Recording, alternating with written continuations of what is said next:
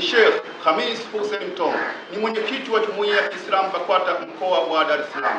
Ndugu wananchi wa Tanzania, tuienzi amani tuliyopewa na Mwenyezi Mungu Subhanahu wa Ta'ala, pia inayoenziwa na mama yetu Dr. Samia Suluhu Hassan, Rais wa Jamhuri ya Muungano wa Tanzania, na yeye ameilisi kutoka kwa viongozi ambao waliomtangulia.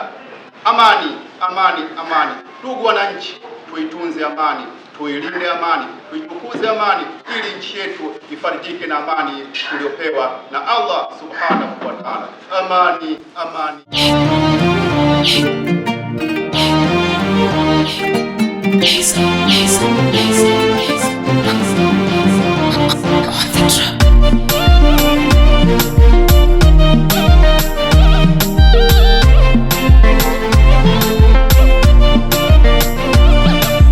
Amani, amani.